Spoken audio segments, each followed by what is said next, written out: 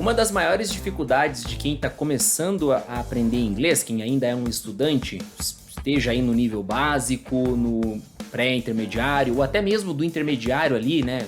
Não vou dizer pra cima que daí do intermediário pra cima a coisa fica mais fácil, né? Quem já chegou lá sabe o que eu tô falando. Mas até ali o intermediário, mais ou menos, e ainda no intermediário, que é aí metade do caminho e é a parte da confusão, por assim dizer. Mas, enfim, né? Não vou me aprofundar nesse detalhe. Mas é muito comum ali os alunos, né? E eu me incluo nessa quando ainda era um aluno. Ainda sou de certa forma, mas de uma forma diferente, evidentemente, né? Um aluno inicial. É a questão de você realmente ouvir coisas, né? E por coisas eu quero dizer palavras, e não compreendê-las, ok? Então, eu quero fazer uma abordagem aqui rapidinho. Aqui no website breakingnewsenglish.com, né? O Breaking News English, que é uma página aqui que eu já trouxe aqui em outros vídeos. É muito bacana, enfim, eu falo melhor em outros vídeos, mas para resumir, é uma página e aqui não é nenhuma propaganda nem nada, realmente que é bom mesmo, né? Então essa página, ela é feita para alunos de inglês, ok? Basicamente no estilo jornalístico. Então é como se fosse um site de notícias e não deixa de ser, de certa forma, mas, é claro, focado ali em quem está aprendendo inglês. Então temos textos ali que a gente separa por níveis, né, do mais difícil para o menos difícil. Dentro do próprio texto, assim, eu posso ler o mesmo texto com uma abordagem mais básica, mais pro básico, digamos assim, e uma mais pro avançado, conforme a minha necessidade, conforme a minha capacidade enquanto aluno naquele momento, né? Sem contar atividades e tudo mais. Então, realmente, eu vou deixar, né, aí essa referência, quem quiser, vai lá dar uma olhada. Eu realmente recomendo e uso com os meus alunos, uso nas minhas aulas, já uso faz mais de 10 anos, por isso que eu comecei a falar, e não por qualquer outro motivo. Então realmente é bom mesmo, tá? Então eu vou ver vou ler com vocês aqui este texto que está lá, chamado Napoleon's Hat, Most Expensive Ever Sold at Auction, ok? Então começando aqui já pelo título, tá? O chapéu do Napoleão, Napoleon's Hat, Most Expensive Ever, é o mais caro de todos os tempos. Lembre-se que o ever puxa para essa ideia de todos os tempos, de toda a vida, enfim. Sold, passado do verbo sell, vender, ou seja, vendido. At auction, cuidado para não confundir. Auction não é action, ok? Auction é leilão. Napoleon's Hat, Most Expensive Ever Sold at Auction.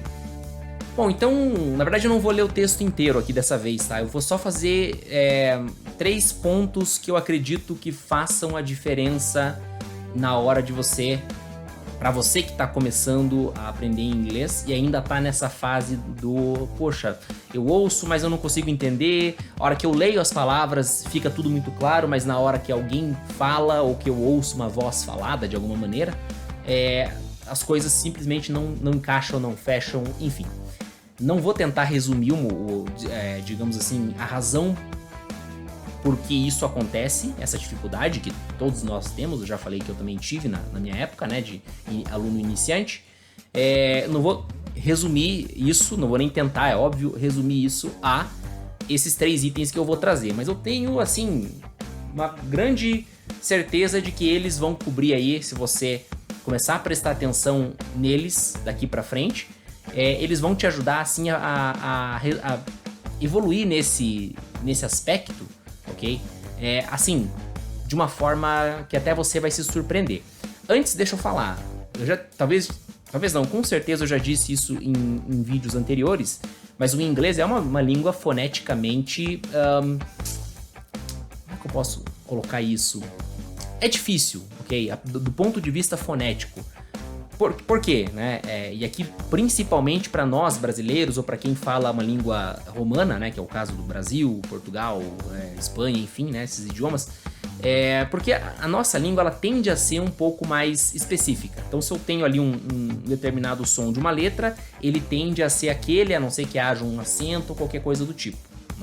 Tá? Note que eu falei tende, porque é óbvio, há as variações linguísticas e regionais e tudo mais, que é desnecessário falar muitas vezes, mas é que é importante falar também, né? Mas fazendo uma comparação, a nossa língua é muito mais objetiva do ponto de vista fonético, que eu tô falando apenas da fonética, né? do que o inglês. Então também tem este fator, ok? Mas esse é um detalhe à parte. Bom, o primeiro que eu quero chamar a tua atenção, e eu vou usar bastante aqui do primeiro parágrafo, aliás, eu vou ler o primeiro parágrafo quase que como um inteiro aqui com você, é a questão dos links, ou seja, os links, né, como a palavra já é popularizada, né, um link é uma conexão, beleza? O que acontece? A gente, quando tá começando, tende a focar mais nas palavras, e tá tudo certo, não tem problema, é isso mesmo, a gente tá começando ali, né, a gente quer ver o significado, a pronúncia e tudo mais, tranquilo. Só que dentro de uma frase, e aqui eu faço até um desafio, comece a reparar na forma que você fala em português, que as pessoas ao seu redor falam em português, né? E veja como a gente faz isso que eu vou mostrar aqui para você no texto, que é essa conexão. Então, digamos assim, palavras tendem, dependendo da sonoridade, tendem a se mesclar umas com as outras, lógico, estando em sequência, né? Palavras em sequência. Então, assim, principalmente palavras que terminem em, melhor dizendo, aquelas palavras que começam em vogal, okay, em sons vocálicos, né, sendo precedidas por determinadas consoantes. Aqui logo de cara a gente já vê, eu vou começar a ler com você aqui e a gente explica melhor. A hat that French Emperor Napoleon Bonaparte wore was sold at an auction this week for $2.1 million. Então note aqui no começo, né? A hat that. Claro, aqui não vai pegar a questão do início vocálico, mas eu não falei que era uma exclusividade, eu falei que a tendência é maior nesta parte, a gente já vai ver mais sobre isso, tá? Mas note que aqui a gente tem a mesma letra que começa esta palavra aqui, that, é a letra que termina a palavra anterior, hat. Então isso também é um fator de link, ok? Então assim, tende, quando isso acontece, a virar um som só, né? Não que você não possa falar, que alguém não possa falar a hat that the French Emperor Napoleon Bonaparte, entenderam? Não que a pessoa não possa, mas é muito pouco provável que isso vai acontecer, ok? Principalmente vindo de falantes nativos ou de pessoas com domínio já bem significante, aí bem avançado em inglês, né? A tendência vai ser comer mesmo as palavras e não julgue, porque como eu falei agora há pouco, você também faz isso em português, eu também, todo mundo. Okay? Então essa é uma característica, é a primeira que eu chamo a atenção nessa questão dos links, ok? A hat that. This is a record. Aqui a gente já tem, ó, this is a record. E não this is a record. This is a record for a hat.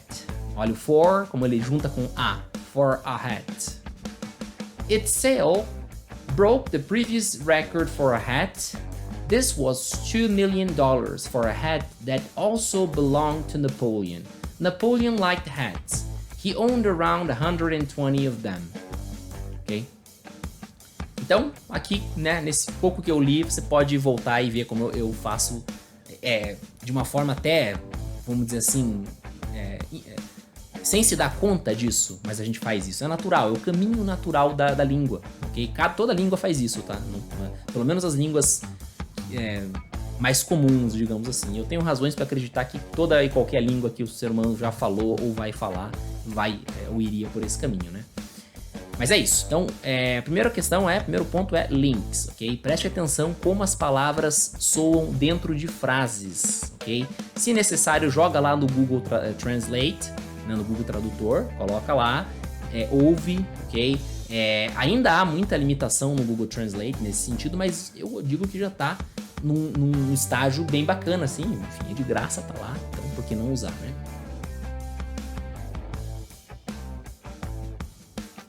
O segundo, isso aqui, né, é ainda mais, digamos assim, importante frisar do que a questão dos links, é a questão dos verbos regulares, ok? A gente aprende no começo que todo verbo que é regular é muito fácil, e de fato né? É a sua conjugação no tempo verbal passado, porque basta colocarmos ed no final. Beleza, tudo tranquilo. Só que a gente acaba praticando no começo, e normal, uma pronúncia muito exagerada do ed, né? Vamos reparar aqui nesta parte que eu já li e vou reler com vocês. Napoleon liked hats. Ou melhor dizendo, começando aqui, ó. A hat that also belonged to Napoleon. Napoleon liked hats. He owned around 120 of them. Repare que eu não dou ênfase aqui, ó. Né? Não só eu, né? Qualquer um que fale inglês, enfim, principalmente nativos. A hat that belonged to Napoleon. Então a gente tende a aprender ali no começo, belonged, liked, owned. Não, a pronúncia é muito mais branda, muito mais suave, é mais como um tocar de língua no céu da boca fechada. Belonged, liked, owned, ok? Há exceções a verbos, por exemplo, visited, né? Mas mesmo assim, repare que não é tão forte como a gente costuma praticar no começo, ok? E eu aqui não tô dizendo, no começo, beleza, praticar assim, né? Até você tá no estágio, na fase de absorver ali o significado das palavras, não é a hora de falar isso, né? Mas conforme a carruagem vai andando, digamos assim, é importante você botá-la novamente, né? Nessa minha alegoria, nos trilhos, né? Que é sabendo que as pessoas falam assim e você vai falar assim em breve, ok? E isso vai te facilitar muito a vida. Bom, o terceiro é fora aqui do texto, mas assim, só para fechar mesmo, é a questão dos phrasal verbs, ok? Bom, a gente sabe que é phrasal verbs quase que desde o começo de qualquer curso de inglês. Acredito que você que está assistindo já deva saber mais ou menos o que é isso. Mas um ponto que a gente não leva em consideração e não é muito focado, tende a não ser muito focado nas aulas básicas, eu acredito que por razões óbvias. Mas é a questão sonora, que é o seguinte: phrasal verbs devem ser encarados na prática, né, apesar de serem compostos por duas palavras, ou em alguns casos três, mas vamos focar nas de duas palavras, no caso o verbo em si e a preposição, né? Como se elas devem ser tratadas como se fossem uma palavra só. Repare o phrasal verb workout, ou também talvez o wake up, né? Repare que é workout, wake up, ok?